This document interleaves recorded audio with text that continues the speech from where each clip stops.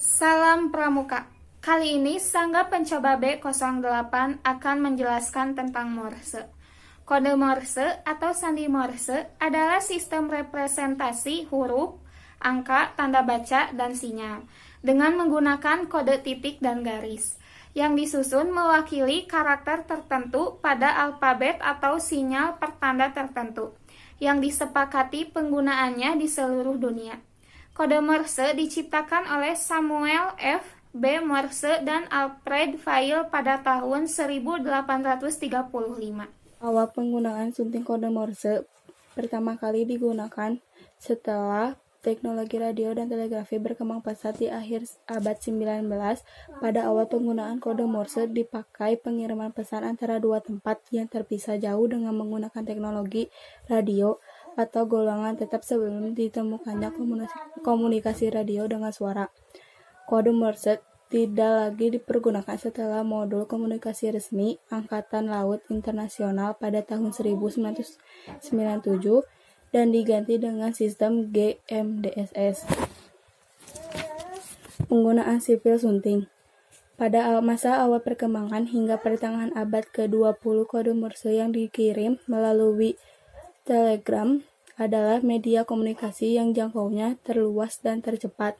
Kode Morse juga masih dicantumkan dengan pedoman radio telepon Organisasi Pengembangan Sipil Internasional ICAO. Kode Morse dalam kepramukaan juga digunakan dan dipelajari di dunia kepramukaan atau kepanduan.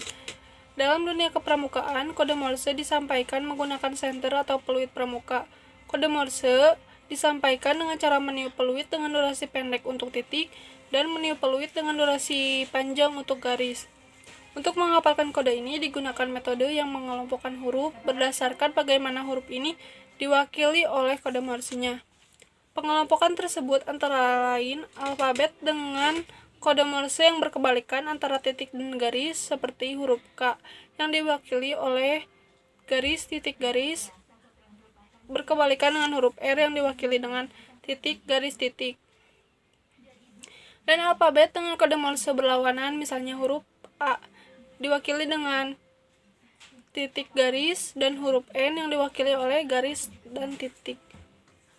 Kemampuan menerima dan mengirimkan kode Morse merupakan salah satu dari kecakapan yang dapat menerima tanda kecakapan khusus. Kode Morse juga digunakan sebagai kunci dalam memecahkan sandi rumput. Penghafalan sunting. Beberapa metode umum digunakan untuk memudahkan penghafalan kode ini, untuk visual, auditori, dan metode lain yang masih terus berkembang. Metode Koch sunting. Metode Koch adalah metode pembelajaran pengiriman kode Morse dan dengan sistem gradual. Latihan dengan metode Koch dimulai dengan menggunakan dua huruf yang diulang terus-menerus, umumnya E dan T, untuk alasan pembiasaan dengan interview.